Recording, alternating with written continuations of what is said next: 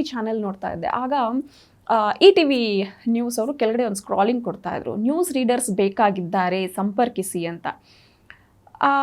ಅವಾಗ ಅನಿಸ್ತು, ಆದರೆ ಇದು ಏನೋ ಒಂಥರ ಇದೆ, ನಮ್ಮ ಇದರಲ್ಲಿ ಯಾರು, ನಮ್ಮ ಫ್ಯಾಮಿಲೀಸ್ನಲ್ಲಿ ಯಾರೂ ಈ ಥರ ಇವತ್ತಿನವರೆಗೂ ಈ ಥರದ್ದೊಂದು ಪೊಸಿಷನ್ಗೆ ಬಂದಿಲ್ಲ. ಡಾಕ್ಟರ್ಸ್ ಇದ್ದಾರೆ, ಇಂಜಿನಿಯರ್ಸ್ ಇದ್ದಾರೆ, ಫಾರಿನರ್ಸ್ ಅಮ್ಮಂದಿರೆಲ್ಲ ಫಾರಿನರ್ಸ್ ಇದ್ದಾರೆ, ಎಲ್ಲ ಕೆಲಸ ಇದೆ, ಆದರೆ ಈ ಪರದೆ ಮೇಲೆ ಕಾಣಿಸ್ಕೊಳ್ಳೋವಂಥವ್ರು ಯಾರೂ ಇಲ್ಲ. ವೈ ಕಾಂಟ್ ಐ ಟ್ರೈ ಅಂತ ಅನಿಸ್ತು. ಸರಿ, ಅಲ್ಲಿ ಕೆಳಗಡೆ ಒಂದು ನಂಬರ್ ಕೊಟ್ಟಿದ್ರು, ವಿಳಾಸ ಕೊಟ್ಟಿದ್ರು. ನೋಡಿದ್ರೆ ಅದು ಹೈದರಾಬಾದ್ ರಾಮೋಜಿ ಫಿಲ್ಮ್ ಸಿಟಿ ಅಂತ ಇತ್ತು. ನಾನು ಅಂದ್ಕೊಂಡೆ, ನಮ್ಮ ಮನೆಯಿಂದ ನನಗೆ ಸ್ಕೂಲ್ಗೆ ಕಾಲೇಜ್ಗೆ ಕಳ್ಸೋಕ್ಕೆ ಇಬ್ಬರು ಬಾಡಿ ಗಾರ್ಡ್ಸ್ ಬರ್ತಾಯಿದ್ರು, ಇನ್ನು ಆಂಧ್ರದಲ್ಲಿ ಎಲ್ಲಿ ನನ್ನನ್ನು ಕಳಿಸ್ತಾರೆ. So it's a waste of time, think ಮಾಡೋದು ಬೇಡ ಅಂತ ಅನಿಸ್ತು. ಅದಾದಮೇಲೆ ಒಂದಿನ ಹಾಗೆ TV ನೋಡ್ತಾ ಇದ್ದರೆ ಸಿಟಿ ಕೇಬಲ್ನಲ್ಲಿ ಒಬ್ಬರು ನಿರೂಪಕರು ಬೇಕಾಗಿದ್ದಾರೆ ಅಂತ ಹೆಡ್ಲೈನ್ಸ್ ನೋಡಿದೆ. ಆಗ ಮನೆಯಲ್ಲಿ ಯಾರಿಗೂ ಹೇಳಲಿಲ್ಲ, ನಾನು ಅಮ್ಮನಿಗೆ ಹೇಳಿಬಿಟ್ಟು ನಾನು ಇಂಟರ್ವ್ಯೂಗೆ ಹೋದೆ.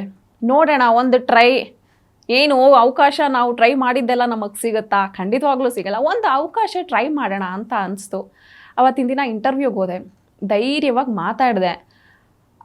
ಅಲ್ಲಿರೋರಿಗೆ ನನ್ನ ಮಾತಿನ ಬಗ್ಗೆ ಆಗಲಿ, ನನ್ನ ನಿರೂಪಣಾ ಶೈಲಿ ಆಗಲಿ, ನನ್ನ ಧೈರ್ಯ, ನಂಗೆ ಫಸ್ಟ್ ಆಫ್ ಆಲ್ ನನಗೆ ತುಂಬ ಧೈರ್ಯ. ಯಾರು ಹೊಡೆದ್ಬಿಟ್ಟು ಬಾ ಅಂತಂದ್ರು ಬೇಕಾದ್ರೆ ಹೊಡೆದ್ಬಿಟ್ಟು ಬಂದ್ಬಿಡ್ತೀನಿ, ಅಷ್ಟು ಧೈರ್ಯ. ನೆಕ್ಸ್ಟ್ ಏನಾಗುತ್ತೆ ಅಂತ ಆಲೋಚನೆ ಮಾಡಲ್ಲ ನಾನು, ಅಷ್ಟು ಧೈರ್ಯವಂತೆ. ಹೋದೆ, ಧೈರ್ಯವಾಗಿ ಮಾತಾಡ್ಬಿಟ್ಟು ಬಂದೆ.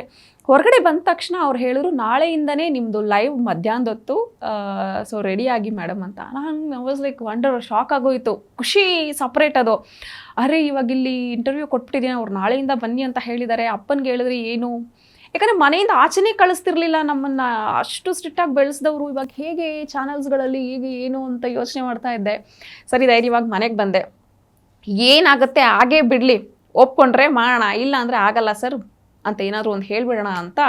ನೆಕ್ಸ್ಟ್ ಡೇ ಏನದು 1 ಗಂಟೆ 1:15 ಲೈವ್ ಇರೋದು. ಸೊ ನಾನು ಒಂದು 11:15 ಮನೆಯಿಂದ ಹೊರಟೆ. ಆದರೆ ಅಪ್ಪ ಬ್ರೇಕ್ಫಾಸ್ಟಿಗೆ ಬಂದಾಗಲೇ ಹೇಳಿದ್ದೆ, ಅಪ್ಪ ಸ್ವಲ್ಪ ಬೇಗ ಬಂದುಬಿಡು, 1 ಗಂಟೆಗೆಲ್ಲ ಮನೆಗೆ ಬಂದುಬಿಡು, ಇವತ್ತು ನೀನು ಬಾ ಬರಲೇಬೇಕು ಅಂತ ಹೇಳಿದೆ. ಅಪ್ಪ 1 ಗಂಟೆಗೆ ಬಂದಿದ್ದಾರೆ. ಅಷ್ಟರಲ್ಲಿ TV ಹಾಕಿದ್ರೆ ಲೈವಲ್ಲಿ ನಾನು ಬರ್ತಾ ಇದ್ದೀನಿ. ಅಪ್ಪಂಗೆ ನೋಡಿ ಏನು ಅನ್ನಿಸ್ತು ಏನೋ ಗೊತ್ತಿಲ್ಲ, ಆದರೆ ನಮ್ಮ ಇಡೀ ವಟಾರಕ್ಕೆಲ್ಲ ಹೇಳಿಬಿಟ್ಟಿದ್ದೆ ನಾನು, ಈ ಥರ ನನ್ನ ಲೈವ್ ಬರುತ್ತೆ ನೋಡಿ ಅಂತ. ಲೈವ್ ಮುಗಿಸ್ಕೊಂಡು ಮನೆಗೆ ಬಂದಿದ್ದೆ. ಲೈಕ್ ವಟಾರದಲ್ಲಿ ಇರೋರೆಲ್ಲ ನನಗೆ ತುಂಬ ಬೆಸ್ಟ್ ವಿಷಯಸ್ನ ತಿಳಿಸಿದ್ರು, ತುಂಬ ಚೆನ್ನಾಗಿ ಮಾತಾಡಿದೆ, ಹಾಗೆ ಹಿಂಗೆ ಅಂತ.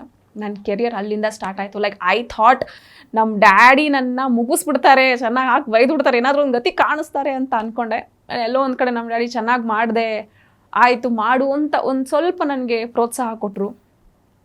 ಅಲ್ಲಿಂದ ಶುರು ಆಗಿದ್ದು ನನ್ನ ಕೆರಿಯರ್. ಸಿಟಿ ಕೇಬಲ್ ಥರನೇ ಬಹಳಷ್ಟು ಚಾನಲ್ಸ್ಗಳಲ್ಲಿ, ಐಸ್ ಆಗಿರ್ಬೋದು, ಫೋರಮ್ ಆಗಿರ್ಬೋದು, ಬಹಳಷ್ಟು ಕೇಬಲ್ ಚಾನಲ್ಸ್ಗಳಲ್ಲಿ ನಿರೂಪಣೆ ಮಾಡಿದೆ. ಅದ್ರ ಜೊತೆಗೆ ನ್ಯೂಸ್ ರೀಡಿಂಗ್ ಮಾಡ್ತಾ ಇದ್ದೆ, ಅದ್ರ ಜೊತೆಗೇ ನಾನು ರಿಪೋರ್ಟಿಂಗ್ಸ್ ಮಾಡ್ತಾ ಇದ್ದೆ. ಇದೆಲ್ಲವೂ ಆದಮೇಲೆ ಒಂದು ಸರ್ಟೆನ್ ಏಜ್ ನನಗೆ ಎಜುಕೇಷನ್ ಕಂಪ್ಲೀಟ್ ಮಾಡಬೇಕು ಅನಿಸ್ತು. ಯಾರಿಗೂ ಗೊತ್ತಿಲ್ಲರೋ ಹಾಗೆ ಬ್ಯಾಂಗ್ಳೂರು ಯೂನಿವರ್ಸಿಟಿನಲ್ಲಿ ನಾನು ಕರೆಸ್ಪಾಂಡೆಂಟ್ ಸ್ಟೂಡೆಂಟಾಗಿ ಜಾಯ್ನ್ ಆದೆ. ಬಟ್ ಅದು ಕಂಪ್ಲೀಟ್ ಆಗಲಿಲ್ಲ, ಇನ್ಕಂಪ್ಲೀಟ್ ಮಾಡ್ಕೊಬಿಟ್ಟೆ ಸೈಕಾಲಜಿನ. ಅದು ನನಗೆ ಇವತ್ತಿಗೂ ಬೇಜಾರಿದೆ, ಓದಬೇಕಿತ್ತು ಅನ್ನೋದು. ದಟ್ಸ್ ಫೈನ್, ಇವಾಗೇನು ಮಾಡೋಕ್ಕಾಗಲ್ಲ ಅದು. ಹೀಗೆ ಆ್ಯಂಕರಿಂಗ್ ಮಾಡ್ತಾಯಿದ್ದೆ, ಎಲ್ಲ ಮಾಡ್ತಾಯಿದ್ದೆ. ಎಷ್ಟು ವರ್ಷ ಇರುತ್ತೆ. ನನ್ನ ತಮ್ಮ ಸಖತ್ ಕ್ಯೂಟಾಗಿದೆ, ಶಾರುಖ್ ಖಾನ್ ಥರ ಇದ್ದ ಅವನು. ಪೇಪರಲ್ಲಿ ನೋಡಿದೆ, ಆ್ಯಕ್ಟರ್ಸ್ ಬೇಕಾಗಿದ್ದಾರೆ ಮಕ್ಕಳ ಸಿನಿಮಾಗೆ ಅಂತ. ಪೇಪರಲ್ಲಿ ನೋಡಿದಾಗ I just call to that number. Phone ಮಾಡಿದಾಗ ಮಕ್ಕಳು ಬೇಕಾಗಿದ್ದಾರೆ ಅಂತ ಕೊಟ್ಟಿದ್ರಲ್ಲ ಸರ್, ಹಾಗಾಗಿ ನನ್ನ ತಮ್ಮನ ಕರ್ಕೊಂಬರ್ಬೇಕು ಅಂದ್ಕೊಂಡೆ ಅಂತ. ಓಕೆ, ಈ ದಿನ ಕರ್ಕೊಂಬನ್ನಿ, ಆಡಿಷನ್ ಇರುತ್ತೆ ಅಂತಂದರು.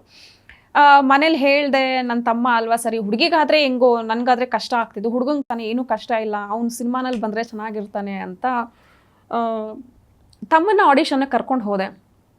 ಆಡಿಷನಲ್ಲಿ ಹಿಂಗೆ ಲೈಟ್ಸು, ಕ್ಯಾಮ್ರಾ, ಅಷ್ಟೊಂದು ಜನ ಇರೋದೆಲ್ಲ ನೋಡಿ ಅವನಿಗೆ ಸಖತ್ ಭಯ ಆಗಿ ಚಳಿ ಜ್ವರ ಬಂದು ಅಲ್ಲೇ ಮಲ್ಕೊಂಡ್ಬಿಟ್ಟ. ಕರ್ಕೊಂಬಂದು ವೇಸ್ಟ್ ಆಗೋಯ್ತಲ್ಲ, ಅಟ್ಲೀಸ್ಟ್ ಈ ಥರ ಮಾಡಿದರೆ ಆದರೂ ಮಕ್ಕಳ ಸಿನಿಮಾಯಿಂದ ಅವ್ನು ಮುಂದೆ ಬಂದಿರೋ ಅವನ ಸ್ಕ್ರೀನಲ್ಲಾದರೂ ನೋಡ್ಬೋದಿತ್ತು ಅಂತ ಬಹಳ ಆಸೆ ಇತ್ತು ನನಗೆ. ಆದರೆ ಆವತ್ತಿನ ದಿನ ಅದು ಅವಕಾಶ ಕೊಟ್ಟಿದ್ದು ಯಾರು ಅಂತಲೂ ಹೇಳ್ತೀನಿ. Ex minister BT Lalitha Nayak ಅವ್ರ ಪ್ರೊಡಕ್ಷನ್ ಸಿನಿಮಾ ಅದು. ಅವ್ರ ಮಗ ಓಂ ಪ್ರಕಾಶ್ ನಾಯಕ್ ಅಂತ.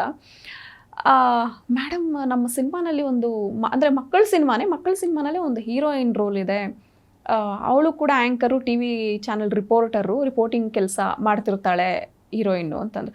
ನೀವು ಯಾಕೆ ಮಾಡಬಾರ್ದು ಅಂತಂದರು. ನಾನು ಇದೇನಿದು, ನನ್ನ ತಮ್ಮನ ಕರ್ಕೊಂಬಂದ್ರೆ ಇವ್ರು ನನಗೆ ಆಫರ್ ಮಾಡ್ತಾ ಇದ್ದಾರಲ್ಲ ಅಂತ ಸಮ್ವೇರ್ ನನಗೆ ಖುಷಿ ಆಯಿತು. ಯಾಕಂದರೆ ನನ್ನ ಲೈಫಲ್ಲೇ ಅಂದ್ಕೊಳ್ದೇ ಇರೋಂಥ ಒಂದು ಪ್ರೊಫೆಷನ್ ಅದು. ಸರಿ ನೋಡೋಣ ಅಂತ ನನ್ನ ತಮ್ಮಂಗೆ ಕರ್ಕೊಂಡು ಮನೆಗೆ ಬಂದೆ. ಅಪ್ಪಂಗೆ ಹೇಳಿದೆ. ನಮ್ಮ ಅಪ್ಪ ಸುದ್ರಾಮ್ ಒಪ್ಪಲೇ ಇಲ್ಲ. ಯಾಕಂದರೆ ನಮ್ಮ ಮನೆಯಲ್ಲಿ ಒಪ್ಕೊಂಡ್ರೆ ನಮ್ಮ ಖಾನ್ದಾನ್ ಏನಂತಾರೆ, ಅವ್ರೇನು ಅನ್ಕೊಳ್ತಾರೆ, ಇವ್ರೇನು ಅನ್ಕೊಳ್ತಾರೆ ಅಂತೆಲ್ಲ ರೆಸ್ಟ್ರಿಕ್ಟ್ ಮಾಡಿದ್ರು. ನಮ್ಮಪ್ಪ ಬೇಡ ಅಂದರು. ಸರಿ ನಮ್ಮ ಅಪ್ಪನೇ ಬೇಡ ಅಂದಮೇಲೆ ನಂದು ಏನಿದೆ ಅಂತ ನಾನು ಬಿಟ್ಬಿಟ್ಟೆ, ಸರಿ ಬೇಡ ಅಂತ. ಅದಾದಮೇಲೆ ಅವರಿದ್ದಿದ್ದು ಅಂದರೆ ಬಿಟಿ ಲಲಿತಾ ನಾಯಕ್ ಅವರಿದ್ದಿದ್ದು ಸಂಜಯ್ ನಗರ್ನಲ್ಲಿ.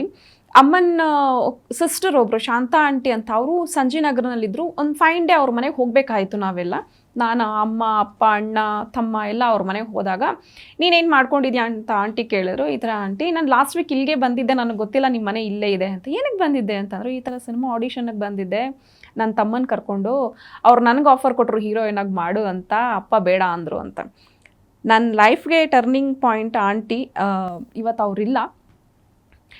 ಆಂಟಿ ಹೇಳಿದ್ರು, ಮಾಡಲಿ ಬಿಡು, ಏನಕ್ಕೆ, ನಮ್ಮ ಫ್ಯಾಮಿಲೀಸ್ನಲ್ಲಿ ಯಾರೂ ಇಲ್ಲ, ನಿಮ್ಗೆ ಅಡ್ಜಸ್ಟ್ ಆದರೆ ಈ ಸಿನಿಮಾ ಮಾಡಿ, ನಿಮಗೆ ಸರಿ ಅಂತ ಅನಿಸ್ತು, ಎಲ್ಲ ಆ್ಯಂಗಲಿಂದನೂ ನನಗೆ ಓಕೆ ಸರಿ ಇದೆ ಅಂತಂದರೆ ನೆಕ್ಸ್ಟ್ ಕಂಟಿನ್ಯೂ ಮಾಡಿ, ಇಲ್ಲ ಅಂದರೆ ಕ್ವಿಟ್ ಮಾಡಿ, ಸಿನಿಮಾ ಮಾಡಲಿ ಬಿಡಿ ಅಂತ ನಮ್ಮಪ್ಪನಿಗೆ ಒಂದು ಸ್ವಲ್ಪ ಒಳ್ಳೆ ಮಾತು ಹೇಳಿದ್ರು.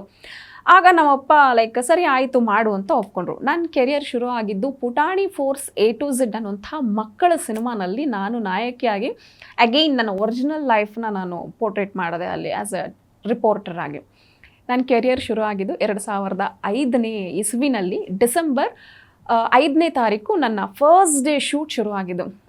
ಅವತ್ತಿನ ದಿನಾನೇ ನಾನು ನನ್ನ ಪೂಜೆಗೆ ಬಂದಿದ್ದು ವಿ ಮನೋಹರ್ ಸರ್ ಆಗಿರ್ಬೋದು, ಡೈರೆಕ್ಟರ್ ಓಂ ಪ್ರಕಾಶ್ ಅವರು ಇರ್ಬೋದು. ಸೊ ನನ್ನ ಕೆರಿಯರ್ಗೆ ಶುರು ಆಗಿದ್ದು ಅಲ್ಲಿಂದ. ಸೊ ಇವತ್ತು ಎಲ್ಲರೂ ನಾನು ನೆನಪು ಮಾಡ್ಕೊಳ್ತೀನಿ, ಅವರೆಲ್ಲರೂ ನನಗೆ ವಿಶ್ ಕೂಡ ಮಾಡ್ತಾರೆ, ಒಳ್ಳೇದಾಗಲಿ, ಒಳ್ಳೊಳ್ಳೆ ಸಿನಿಮಾಗಳು ಮಾಡ್ತಾ ಇದೆಯಾ ಅಂತ. ಅಲ್ಲಿಂದ ಶುರು ಆಗಿದ್ದು ನನ್ನ ಕೆರಿಯರ್. ಆ ಸಿನಿಮಾ ಕಂಪ್ಲೀಟ್ ಆಯಿತು, 1 ವರ್ಷ ಆಯಿತು, 2 ವರ್ಷ ಆಯಿತು, 3 ವರ್ಷ ಆಯಿತು, ಸಿನಿಮಾನೇ ರಿಲೀಸ್ ಆಗಲಿಲ್ಲ.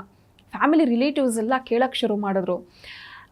ಅದಾದಮೇಲೆ ಇದೇನಕ್ಕೆ ಇದು ಒಂದು ಸಿನಿಮಾನೂ ರಿಲೀಸ್ ಆಗಲಿಲ್ಲ. ಇನ್ನೊಂದು ಸಿನಿಮಾ ಮಾಡಿದೆ, ಇರಲಿ ತರ್ಕಶ ಅಂತ ಒಂದು ಸಿನಿಮಾ ಬಂತು.